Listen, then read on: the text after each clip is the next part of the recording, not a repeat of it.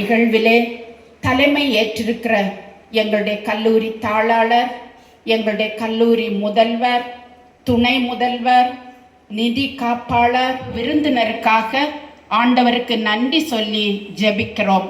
இவர்கள் எல்லாருடைய வாழ்த்துக்கள், சிறப்பு செய்திகள் இந்த கூட்டத்துக்கு அழகு சேர்ப்பதாகவும் எங்கள் பிள்ளைகளுக்கு அவர்களுடைய நல்வாழ்வுக்கு பயனுள்ளதாக இருக்கட்டும் ஆண்டவரே.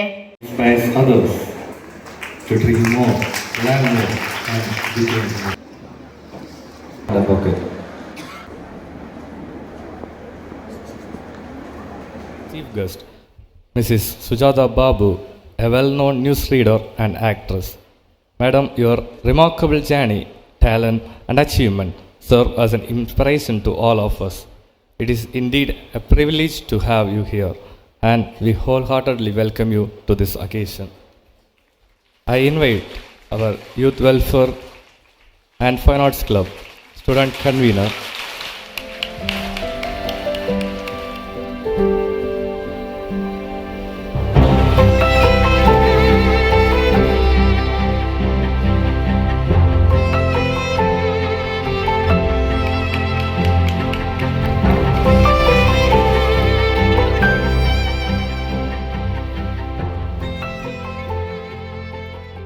எல்லாருக்கும் நான் தெரியறேனா? எல்லாருக்கும் கேட்குறேனா? ஓகே, ஆரம்பிச்சிடலாங்களா? சவுண்டு கம்மியாக இருக்குது, வரேன் இருங்க. Nesamony memorial Christian college correspondent உயர்திரு டாக்டர் ஏஜேஎஸ் பிரவீன் அவர்களே, பிரின்சிபல் உயர்திரு டாக்டர் ஜிடி பிஜி அவர்களே, ஜெனரல் கன்வீனர் உயர்திரு டாக்டர் கே ராஜகுமார் அவர்களே, கவர்னிங் பாடி மெம்பர்ஸ், விரிவுரையாளர்கள், பேராசிரியர்கள் மற்றும் இங்கு குழுமி இருக்கும் ஆன்றோர்களே, என்னை போன்றோர்களே, மற்றும் தமிழ்நாட்டின் தலையெழுத்தை நிர்ணயிக்க ஏப்ரல் 23 காத்திருக்கும் என் மாணவ செல்வங்களே, உங்கள் அனைவருக்கும் என் இனிய காலை வணக்கங்கள். நிர்ணயிக்க போறீங்களா, மாற்ற போறீங்களா? உங்கள் கையில் தான் இருக்கு. வணக்கங்கிறது பலதரப்பட்டதுங்க. இப்போ ஒருத்தரை இன்ட்ரடியூஸ் பண்ணுறோம் அப்படின்னா அவங்க வணக்கம் சொல்லுவாங்க. இல்லை ஒருத்தருக்கு ஒருத்தர் பார்த்துக்கிறோம் அப்படின்னா வணக்கம் சொல்லுவாங்க. இல்லை என்ன நானே இன்ட்ரடியூஸ் பண்ணிக்கிறேன் அப்படின்னா வணக்கங்க, நான் இந்த ஊர்லேருந்து வந்திருக்கேன் அப்படின்னு சொல்லுவாங்க. ஒரு இடத்துல வணக்கம் ஒரு மாதிரி இருக்கும். ஆனால் இன்னைக்கு நான் இங்கே சொல்கிற இந்த வணக்கம் எனக்கு ரொம்ப ரொம்ப பெருமைக்குரியது. ஏன்னா 1964 ஆரம்பிக்கப்பட்ட இந்த நேசமணி மெமோரியல் கிறிஸ்டியன் காலேஜ் பலரின் கடின உழைப்பாலும் திறமையாலும் மாணவ செல்வங்களின் ஒத்துழைப்பாலும் இன்னைக்கு இந்தியா லெவலில் 63வது இடத்துல இருக்குது. சிறந்த காலேஜாக இந்த நேசமணி மெமோரியல் காலேஜோட 62வது ஆண்டு விழாவில் நான் இங்கே பார்ட்டிசிபேட் பண்ணுறேன்னா அதன் பின்னணியில் என்னுடைய 26 வருட உழைப்பு இருக்குங்க. சாதாரணமாக நான் இங்கே வந்துடல. இந்த 26 வருட உழைப்பு, அந்த உழைப்புக்கு பின்னாடி தான் நான் இங்கே வந்து நிற்கிறேன். அப்போ இந்த வணக்கம் எவ்வளோ பெருமைக்குரியது. அந்த பெருமை எனக்கு கிடைக்கணும் இல்லையா? அப்போ நான் வணக்கம் சொன்னா வணக்கம் பத்தல சத்தமா சூப்பர். இந்த வணக்கத்தை தான் நான் எதிர்பார்த்தேன்.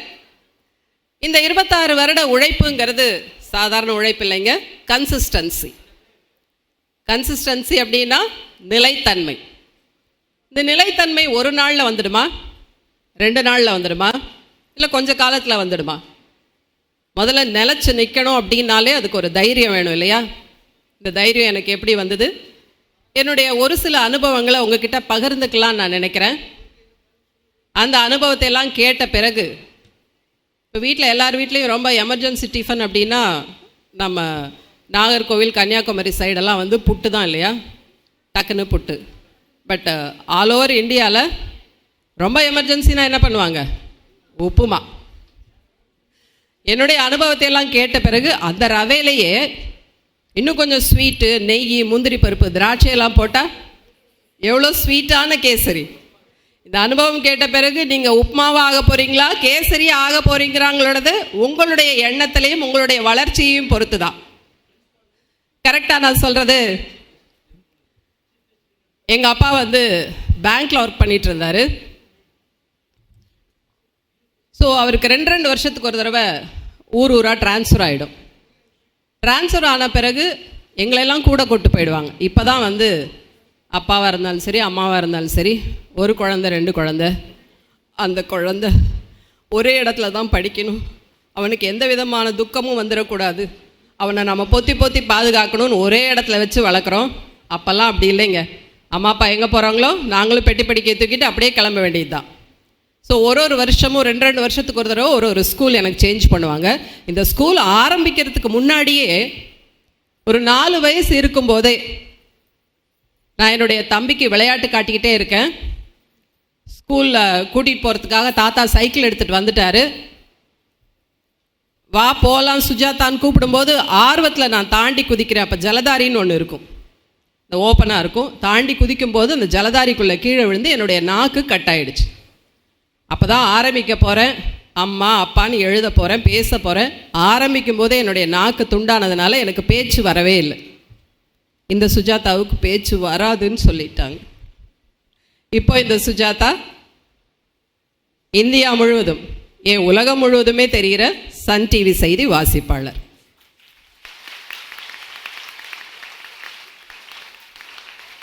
ரொம்ப ஸ்லோவாக தான் பேசுவேன், வார்த்தைகள் வரது அவ்வளோ கஷ்டமாக இருந்தது. பட் ஓகே, அதையெல்லாம் தாண்டி வந்தாச்சு. ஸோ அப்பாவுக்கு ட்ரான்ஸ்ஃபர் அப்படிங்கிறதுனால ஒரு கிராமத்தில் தான் அதுவும் ட்ரான்ஸ்ஃபர். ரொம்ப கிராமம். இப்போ வந்து கிராமம் சொல்கிறதே கொஞ்சம் டெவலப்டு சிட்டியாக மாதிரி தான் ஆயிடுச்சு. அப்போல்லாம் கிராமம் 30-35 வருஷத்துக்கு முன்னாடி, 40 வருஷத்துக்கு முன்னாடி கிராமம்னா உண்மையான கிராமம். ஒரத்தநாடு, தஞ்சாவூர் பக்கத்தில் ஒரத்தநாடு, ஹோசூரும் அப்போ கிராமமாக தான் இருந்தது. ஸ்ரீரங்கம், மணப்பாறை, உடுமலைப்பேட்டை பக்கத்தில் பூளவாடி, இந்த ஊரில் தான் நான் படித்தேன். ஸோ படித்தது எல்லாமே கவர்மெண்ட் ஹையர் செகண்டரி ஸ்கூல் தான். கவர்மெண்ட் ஹையர் செகண்டரி ஸ்கூலில் தமிழ் மீடியம் படித்தாச்சு. 10வது வகுப்பு வரைக்கும் வந்தாச்சு. 11வது வகுப்பு சிட்டி கோயம்புத்தூர் ஃபஸ்ட் டைம் நான் பார்க்குறேன். ஒரு ஆவரேஜ் ஸ்டூடெண்ட்ஸ் தான், ஒரு 70% தான் நான் வாங்குவேன். ஸோ 70% மார்க் வாங்கிட்டு கோயம்புத்தூர் வந்தாச்சு. வந்தோடனே அம்மா வந்து ஸ்கூலில் சேர்க்கறதுக்காக கார்ப்பரேஷன் கேர்ள்ஸ் ஹையர் செகண்டரி ஸ்கூலுக்கு என்னை கூட்டிகிட்டு போகிறாங்க. அங்கே வந்து கேட்குறாங்க, ஏன்னா 70 மார்க் வாங்கியிருக்கேன் இல்லையா, உங்களுக்கு என்ன குரூப் வேணும் அப்படின்னா, எனக்கு கணக்கு கொஞ்சம் நல்லா வரும், ரொம்ப இன்ட்ரெஸ்டிங்காக இருக்கும். அப்போ அந்த குரூப் பார்க்கும்போது maths and statistics, physics, chemistry, biology, Tamil, English அப்படின்னு ஒரு குரூப் இருந்தது. நான் பெருமையாக அம்மா மேக்ஸ் எடுத்துக்கிறேன்னு சரின்னு சொல்லிட்டு என்ன பண்ணிட்டாங்கன்னா, சுஜாதா என் மேக்ஸ் ஸ்டாட்டிஸ்டிக்ஸ் அப்படின்னு போட்டு என் கையில் கொடுத்துட்டாங்க. அப்புறம் தான் தெரியுது இங்கிலீஷ் மீடியம்னு ப்ராக்கெட்டில் போட்டிருந்தது. இங்கிலீஷ் மீடியமா? கவர்மெண்ட் ஸ்கூலில் இங்கிலீஷ் மீடியம் இருக்குதுன்னே எனக்கு அப்போ தாங்க தெரியும். பாடங்களை இங்கிலீஷில் எடுப்பாங்கன்னே எனக்கு அப்போ தான் தெரியும். இங்கிலீஷ் 10th வரைக்கும் மனப்பாடம் பண்ணி எழுதிட்டு இருந்தவ, பாடங்கள் எல்லாமே இங்கிலீஷில் தான் நடத்த போகிறாங்க. அத்தனை பேருமே சிட்டியில் இருக்காங்க, நான் ஒருத்தி தான் கிராமத்துலேருந்து வந்திருக்கேன். நான் எப்படி படிப்பேன்? ஆனால் படித்தேன். எப்படி தெரியுமா? அப்பா வந்து அக்கா என்னை விட 4 வயசு பெரியவ. ஸோ 12th ஸ்டாண்டர்ட் படிக்கும்போது நான் 8th படிச்சுட்டு இருந்தேன். அப்போ வந்து நான் டீடைல்னு ஒன்று இருக்குது. இப்போல்லாம் உங்களுக்கு இருக்கா என்னையான்னு தெரியல. +1 +2ல் நான் டீடைல், நம்ம பாடத்தை தாண்டி ஒரு நான் டீடைல். இத்தனை நாள் வரைக்கும் நான் அது வந்து நான் டீடைல் நினச்சிட்டு இருக்கேன். அப்புறம் தான் தெரிஞ்சது அது நான் டீடைல்னு. அதில் வந்து அங்கிள் பாஜர்னு ஒரு கதை இருக்குது. படிச்சிருக்கீங்களா? பாஜர் கதை யாரும் படித்ததில்லை இல்லையா? நீங்கள் கொஞ்சம் என்னோட ஏஜில் இருக்கிறவங்க படிச்சிருப்பீங்கன்னு நான் நினைக்கிறேன். பாஜர் அப்படிங்கிறது ஒரு கேரக்டரோட பேர். அந்த அங்கிள் பாஜர் என்ன பண்ணுவாருன்னா, எந்த வேலை பண்ணாலும் ஏதாவது ஒரு கிறுக்குத்தனம் பண்ணுவார், ரொம்ப சொதப்புவார். அவரோட அந்த பாடத்தில் அவரோட வேலை என்ன அப்படின்னா, ஒரு படத்தை சுவத்தில் மாட்டணும், ஆணி அடித்து மாட்டணும். அந்த ஆணி அவரை அடிக்கிறதுக்கு வீட்டையே அல்லோலகல்லோலப்படுத்துவார். ஆணி காணாமல் போயிடும், சுத்தியல் காலில் விழுந்துடும், கையில் விழுந்துடும், ஏணி கிடைக்காது. ரொம்ப கஷ்டப்பட்டு ஒரே ஒரு படத்தை மாட்டுறதுக்காக ராத்திரி 8-9 மணி ஆகிடும். காலையில் ஆரம்பித்தவர் கடைசியில் அந்த ஆணியை மாட்டி கையில் ஒரு பெரிய கட்டோட ஆணி அடித்த பிறகு பார்த்தா படம் கோணையாக இருக்கும். இதுதான் அந்த கதை. எங்கள் அப்பா வந்து எங்கள் அக்கா கிட்ட சொல்லி நான் கேட்டிருக்கேன். என்னோட நல்ல நேரமோ கெட்ட நேரமோ தெரில, +1 படிக்கும்போது எனக்கும் அதே அங்கிள் பாட்ஜர் வந்துடுச்சு. மேம் சொல்லி கொடுத்தது எனக்கு எதுவுமே புரியல. அவங்க பாட்டு கடகடன்னு சொல்லி கொடுத்துட்டு போயிட்டாங்க. பட் குவார்ட்டர்லியில் அது வருது, நான் எழுதுகிறேன். அங்கிள் பாஜர் பற்றி எழுதுங்க, அது மட்டும் படிச்சுட்டேன். அப்போ அங்கிள் பாஜர்னால் அவரை பற்றி தான் கேட்பாங்க. Uncle Podger wanting to try the picture to put in the wall. So he took one ஆணிக்கு இங்கிலீஷில் என்னம்மா எனக்கு தெரியலையே. ரொம்ப கஷ்டப்பட்டு திணறினேன். யாரும் என்னை பார்க்கவே இல்லை. அவங்க பாட்டு அவங்க எக்ஸாம் எழுதிட்டே இருக்காங்க. ரொம்ப யோசித்தேன், சரி நமக்கு வரல. டேக் ஒன் ஆணி, put it in the wall. He tried very much, but he can't. After a very long day journey, he put the aani in the wall and put the picture in the wall. That's all. எழுதி முடித்து நான் கொடுத்துட்டேன். என்னோட English ma'am ரொம்ப sweet. என்னை பார்த்து சிரிக்கலை, என்னை பார்த்து எதுவுமே சொல்லலை. +1 ஃபிசிக்ஸில் +1 இங்கிலீஷில் ஃபஸ்ட் பேப்பரில் 3 மார்க், 3 மார்க் தான் நான் வாங்கினேன். அப்போ யாருமே என்னை பார்த்து கேலி பண்ணல, அவங்கவுங்க வேலையை பார்த்து போயிட்டே இருந்தாங்க. ஸோ அப்படி இங்கிலீஷ் படித்து, இதை விட இன்னொரு காமெடி என்னென்னா, மற்றது எல்லாமே வந்து ஃபிசிக்ஸ்லாம் ஈஸியாக வந்துடும். ஏன்னா அதெல்லாம் கால்குலேஷன், மேக்ஸ் எல்லாம் கால்குலேஷன், அதெல்லாம் கொஞ்சம் என்னால் அண்டர்ஸ்டாண்ட் பண்ணிக்க முடியும். பட் இங்கிலீஷ் சென்டென்ஸ் எழுதுறதெல்லாம் ரொம்ப கஷ்டமாக இருக்கும். அதுலேயே என்னென்னா எத்தனை பேர் ஃபிசிக்ஸ் இங்கே? Physics department. அப்போ +1 +2 இருக்கும்போது ஃபிசிக்ஸில் tan A பொசிஷன் ஒன்று வரும். tan A பொசிஷன் படிச்சிருக்கீங்களா? ஒரு மேக்னெட்டை 2 பக்கமும் வச்சா அந்த tan A பொசிஷனில் ஒரு டிகிரி வந்து நோட் பண்ணுவாங்க. அந்த ப்ராக்டிக்கலில் அது ஒன்று மட்டும்தான் நான் படித்தேங்க. +1 +2 2 வருஷமுமே அந்த tan A பொசிஷன் மட்டும்தான் நான் படித்தேன். நிறைய ப்ராக்டிக்கலில் ஒரு 20-30 ப்ராக்டிக்கல்ஸ் கொடுப்பாங்க. வெர்னியர் என்னென்னமோலாம் இருக்கும். என் கூட படிக்கிற பொண்ணுங்கள்லாம் தலையை பிச்சுக்குவாங்க. இது கால்குலேஷன் வரவே இல்லடி, இது என்னடி பண்ணுறது, அது என்னடி பண்ணுறது. எனக்கு தெரிஞ்சாதானே. எனக்கு ரொம்ப கான்ஃபிடென்ட். tan A பொசிஷன் நான் படிச்சுட்டேன். தியரியில் வந்தாலும் எழுதிடலாம், ப்ராக்டிக்கலில் வந்தாலும் பண்ணிடலாம். ஆனால் அந்த ப்ராக்டிக்கலில் எப்படி வரும், அதுக்கும் கடவுள் எனக்கு துணை இருந்தார். அதில் அந்த எக்ஸாம் ஹால், அந்த ப்ராக்டிக்கல் ரூம்குள்ளே போகும்போது ஃபஸ்ட்டு நான் தான் உள்ளே போனேன். என் பின்னாடி தான் மற்ற ஸ்டூடெண்ட்ஸ்லாம் வராங்க. சுஜாதா நம்பர் 1. அதில் வந்து வரிசையாக அந்த ஸ்லிப்ஸ் வச்சுருப்பாங்க. இப்போ உங்களுக்கு எப்படி ப்ரொசீஜர்னு எனக்கு தெரியல. வரிசையாக எல்லா ப்ராக்டிக்கலோட ஸ்லிப்பும் வரிசையாக வச்சுருப்பாங்க. நமக்கு வேணுங்கிறத நம்ம சூஸ் பண்ணிக்கலாம். நீ ஒன்று எடுத்துக்குமா அப்படின்னோடனே எல்லாம் வல்ல இறைவன்கிட்ட ஒரு பாரத்தை போட்டு 1 2 3, இன்றைக்கி ராசிப்படி நமக்கு 3 தானே ராசி நம்பர் சொல்லியிருந்தாங்க. 3 எடுமா. எடுத்தா tan A பொசிஷனுங்க. tan A position வந்துதான். அவ்வளோதான். கண்ணை மூடிட்டு நீங்கள் மேக்னெட் இங்கே அங்கெல்லாம் எதுவுமே வைக்க வேண்டாம். கடான்னு எழுதுகிறேன். ஃபிசிக்ஸ் ப்ராக்டிக்கலில் நான் தான் ஃபஸ்ட் மார்க். அவ்வளோ படித்த பசங்க அவ்வளோ பண்ணாங்க. உட்காந்து தலையை பிச்சுக்கிட்டு கால்குலேஷன் பண்ணி எழுதிட்டே இருக்காங்க. நான் கூலாக முடிச்சுட்டு வெளில வந்து சுஜாதா ஃபஸ்ட் மார்க், ப்ராக்டிக்கலில் 50/50. ஆனால் எல்லாருக்குமே இந்த அதிர்ஷ்டம் கிடைக்காதுங்க. ஏன்னா இந்த மாதிரி பிரச்சனைகள் எனக்கு இருக்குது, இந்த மாதிரி நான் வந்து ஃபேஸ் பண்ணிகிட்டு இருக்கேன். அப்படிங்கும்போது எனக்கே ஒரு தோணி இருக்கலாம், இல்லை வீட்டில் இருக்கிறவங்களும் சொல்லியிருக்கலாம், உனக்கு இங்கிலீஷ் மீடியம் படிக்கிறதுக்கு கஷ்டமாக இருக்காமா.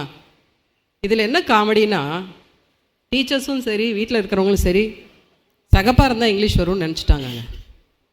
சகப்பாக இருந்தால் இங்கிலீஷ் வருமா? சகப்பாக இருக்கிறவங்க உண்மை சொல்லுவாங்கிற மாதிரி சகப்பாக இருந்தால் இங்கிலீஷ் வரும்னு அவங்களே நினச்சிட்டாங்க. ஆனால் எனக்கு வரல. இவ்வளோ கஷ்டப்பட்டு படித்து +1 +2 பாஸ் ஆனோடனே காலேஜில் போய் ஜாயின் பண்ணலான்னு நினச்சேன். ஆனால் +1 +2 இங்கிலீஷே இவ்வளோ கஷ்டமாக இருக்கும்போது காலேஜில் தமிழ் மீடியம் இருக்கான்னு எனக்கு தெரியல. ஸோ வேண்டாம் நான் முடிவு பண்ணும்போது வீட்டில் இருக்கிறவங்க சொன்னாங்க, நீ காலேஜ் போறியா கல்யாணம் பண்ணிக்கிறியான்னு கேட்டாங்க. ஒரு வருஷம் வீட்டில் உட்காந்துட்டு 18 வயசு ஆனோடனே எனக்கு கல்யாணம் பண்ணி வச்சிடுமா? இந்த மாதிரி காலேஜிலலாம் போய் என்னால் குப்பை கொட்ட முடியாது. ஆனால் இப்போ இருக்கிற பொண்ணுங்கள்லாம் ரொம்ப புத்திசாலிங்க, ரொம்ப ஸ்மார்ட். அவங்களுடைய டிசிஷன் எடுத்து அவங்க படித்து முடித்து அவங்க சொந்த காலில் நின்ன பிறகு தான் கல்யாணத்தை பற்றியே யோசிக்கிறாங்க. ஆனால் கல்யாணம் ஆன பிறகும் இவ்வளோ பிரச்சனைகளுக்கு மத்தியிலையும் இது ஒரு காமெடியாக நீங்கள் எடுத்துகிட்டு போகலாம். உங்களுக்கு எந்த பிரச்சனைகள்லாம் வரும்போது இந்த மாதிரி ஒரு காமெடி சொன்னாங்களே, இந்த மாதிரி நம்மளை லைஃப்லேயும் நடந்திருக்கேன் அப்படின்னு எடுத்துக்கிட்டு இந்த காமெடியை மனசில் வச்சுக்கிட்டு நீங்கள் ஜாலியாக உங்களோட லைஃப்பை டீல் பண்ணிட்டு போகலாம். இவ்வளோ பிரச்சனைகளுக்கு நடுவுலையும் நான் தைரியத்தை கைவிடலை. என்னுடைய தைரியம்ங்கிறது நான் மட்டும் இல்லைங்க, நம்ம குடும்பமும் சேர்ந்து தான். என் கணவராகட்டும், என் குழந்தையாகட்டும், எனக்கு கொடுத்த தைரியம், எனக்கு இருந்த தன்னம்பிக்கை, என்னை வாழ வைத்த தமிழ் எனக்கு நல்லா வரும் அப்படிங்கிறதுனால சன் டிவியில் ஒரு ஆப்பர்ச்சுனிட்டி வந்தது. சன் டிவியில் போய் ஜாயின் பண்ண பிறகு இப்போ இருக்கிற ஸ்டூடெண்ட்ஸ் எல்லாருமே, பொதுவாக நான் சொல்கிறேன், யாரையும் குறிப்பிட்டு சொல்லலை, ஒரு இடத்துல நிற்கணும் அப்படின்னா அவங்களால அது முடியறதில்லை. சீக்கிரம் வந்து அந்த இடத்த சேஞ்ச் பண்ணிக்கணும், மேலே வரணும். ஓகே, நல்லது தான்.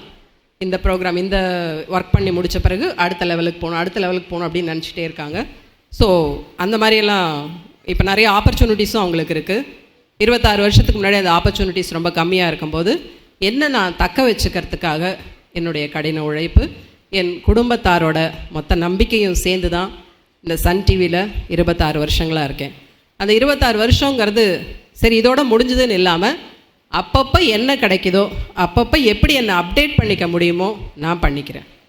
நீங்களும் பண்ணிட்டு தான் இருக்கீங்க.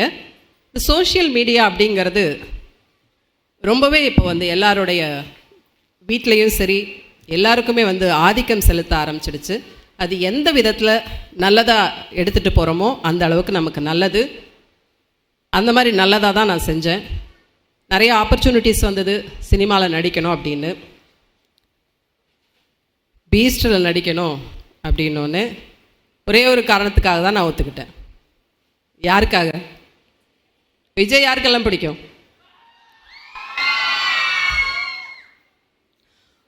வேறு எந்த கேள்வியுமே கேட்கல. பொதுவாக சினிமாவில் நடிக்கிறதுங்கிறது சாதாரண விஷயம் இல்லைங்க. இப்போ நாம் வெளியிலேருந்து பார்க்கும்போது அது ஒரு மாய தோற்றம். எதில் நாம் போய் பார்ட்டிசிபேட் பண்ணோன்னாலும், சினிமா மட்டும் கிடையாது, எங்கே போகணுன்னாலும் அதுக்குண்டான தெளிவான பாதை நமக்கு தெரியணும். அதில் என்னென்ன பிரச்சனைகள் இருக்குங்கிறதும் நாம் வந்து தெரிஞ்சுக்கணும். அதில் இருக்கிறத நல்லதை மட்டும் பார்க்கக்கூடாது, அதில் இருக்கிற கெட்டதும் நம்ம தெரிஞ்சுக்கணும். ஸோ எனக்கு ஒரு நல்ல ஆப்பர்ச்சுனிட்டி கிடச்சிது விஜய் சாரோட நடிக்கிறதுக்கு. ஸோ நான் பீஸ்ட் இவ்வளோ தூரம் என் சொந்த அனுபவத்தை கசக்கி பிழிஞ்சு பாடுபட்டு சொல்லிட்டு இருக்கிறேன். அதுக்கெல்லாம் கைத்தட்டாது இந்த குழந்தைங்க. சரி, கப்பு முக்கியம் பிகில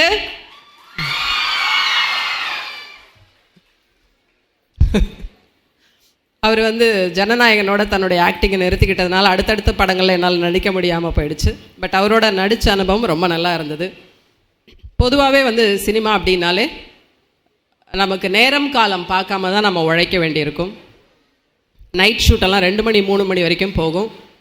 நீங்கள் நினைக்கிற மாதிரி யாருமே சரி, ஹீரோயின்ஸ் எல்லாருமே சரி, இவங்க இவ்வளோ பந்தாவாக பளபளப்பாக இருக்காங்களே, இவங்களுக்கு எல்லாமே கிடைக்கும் தான், இல்லைன்னு சொல்லலை. ஆனால் அதுக்கு அவங்க போடுற உழைப்பு ரொம்ப ரொம்ப ஜாஸ்தி. ஹீரோயினுக்கு அடுத்த ரேஞ்சில் இருக்கிற நாங்கள் அம்மா கேரக்டர்ஸ் அவங்க எல்லாமே வந்து அவங்களுக்கும் அவ்வளோ உழைப்பு தேவையாக இருக்கும். ஏன்னா ராத்திரி 2 மணி 3 மணி வரைக்கும் ஒரு இடத்துல போய் நடிக்கணும் அப்படின்னா கேரவன் கொடுத்துருவாங்க. இருந்தாலும் நம்ம தூக்கத்தை கெடுத்துக்கணும், அந்த கேரக்டர் நம்ம உள்வாங்கிக்கணும். அதுவும் இல்லாமல் நம்ம கூடவே இருந்து குழி பறிக்கிறதுக்கு நிறைய பேர் இருப்பாங்க. சினிமாவில் மட்டும் இல்லை, நம்ம எங்கே போனாலும் அந்த நிலைமை இருக்குது. அந்த குழியெல்லாம் தாண்டி தான் வரணும். ஸோ அதையெல்லாம் கடந்து சினிமாவில் நடித்து என்ன நான் நிலைநிறுத்திக்கணும் அப்படிங்கிறதுக்காக உழைக்கிறேன், உழைச்சிக்கிட்டே தாங்க இருப்பேன்.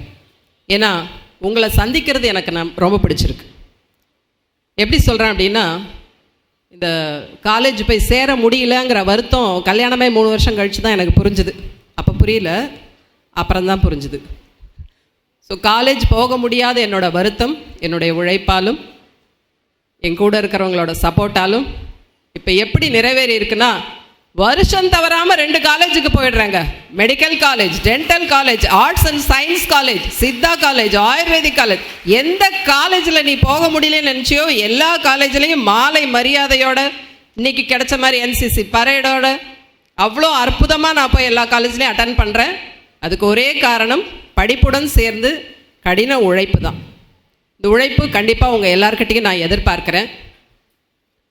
இப்போ நான் என்னுடைய உரையை நிறைவு செய்யறதுக்கு முன்னாடி உங்களுக்கு ஏதாவது சந்தேகம் இருந்தால் கேளுங்க. நீங்கள் என்கிட்ட பேசணும்னு நினச்சா பேசலாம். யாராவது கேள்வி கேட்கணுன்னா ஆசைப்பட்டீங்கன்னா கேள்வி கேட்கலாம்.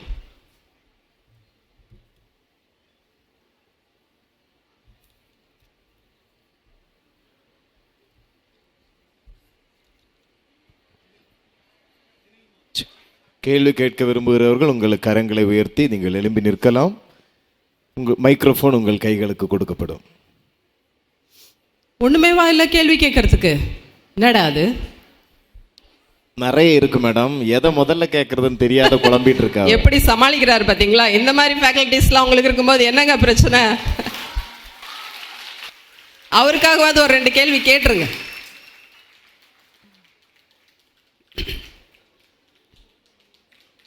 ஆப்பர்ச்சுனிட்டியை இப்படி தாங்க யூஸ் பண்ணிக்கணும். இந்த ஆப்பர்ச்சுனிட்டி எப்படி வரும் அப்படின்னா, ஒருத்தர் கடலில் ஆற்று தண்ணியில் அடிச்சுட்டு போயிட்டே இருக்காரு.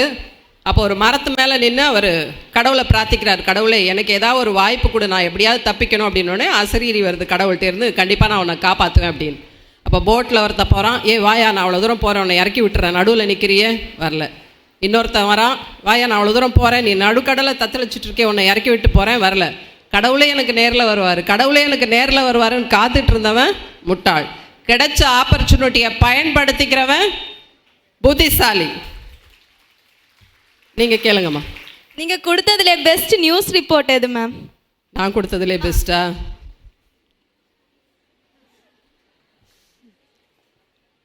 இது ஆஃப் மைக்கில் நான் சொல்கிறேன். ஏன்னா தூர்தர்ஷன் மட்டும்தான் எந்த விதமான ஆர்ப்பாட்டமுமே இல்லாத நியூஸ் கொடுத்துட்டு இருந்தாங்க. இப்போது நிறைய காம்படிஷன், நிறையா சேனல்ஸ் வந்த பிறகு எந்த நியூஸ் கொடுத்தாலுமே பரபரப்பாக கொடுக்கணும்னு நினைக்கிறாங்க. நான் கொடுத்த பரபரப்பான நியூஸ் என்ன தெரியுமா? குஷ்புவுக்கு 2வது குவா குவா விளம்பர இடைவேளைக்கு பிறகு. நெக்ஸ்ட்.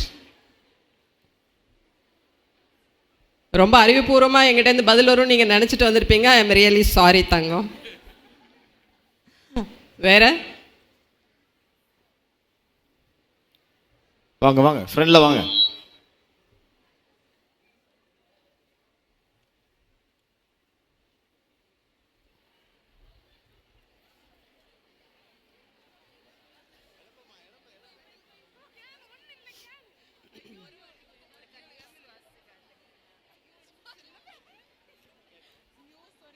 என்ன கேள்வி கேட்கறதுனே பெரிய டிஸ்கஷன் போயிட்டு இருக்கு. ஒரு லைவ் நியூஸ் ரீட் பண்ண சொல்றாங்க. அப்படியா?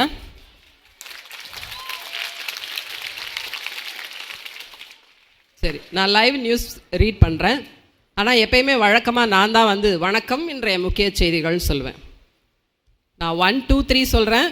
எல்லாரும் சேர்ந்து வணக்கம் இன்றைய முக்கிய செய்திகள் சொல்லுங்கள். நான் நியூஸ் ரீட் படிக்கிறேன். ஓகேவா?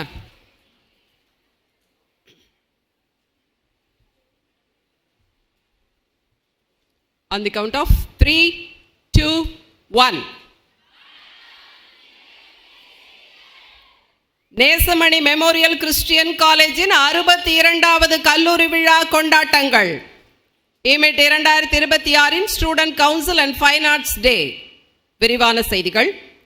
கன்னியாகுமரி மாவட்டத்தில் அமைந்துள்ள NMCC கல்லூரி விழாவை உலகமே நேரலையில் பார்த்து கொண்டிருப்பதை இந்த நேரத்தில் பதிவு செய்து கொள்கிறோம். இந்தியாவின் கடைக்கோடியில்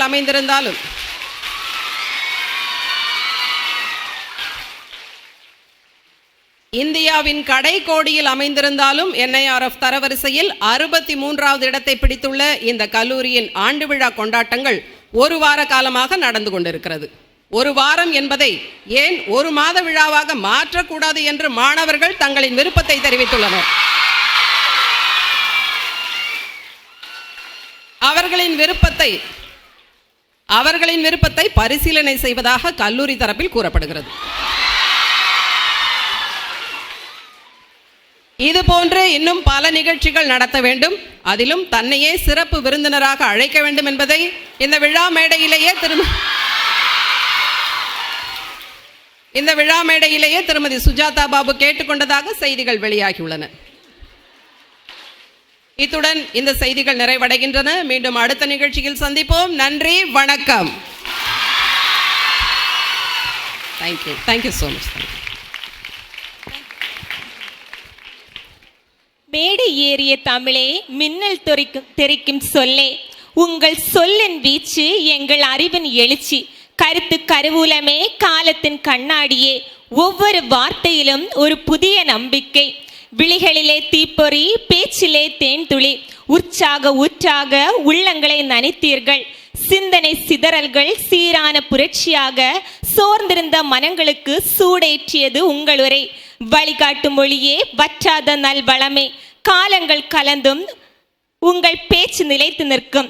எங்கள் அனைவரையும் உங்கள் சொல்லால் மெய்சிலிர்க்கவும் நகைப்பூட்டவும் செய்த நிகழ்ச்சி தொகுப்பாளரும் நடிகையுமான மிஸ் சுஜாதா பாபு அவர்களுக்கு எங்கள் நெஞ்சார்ந்த நன்றிகள்.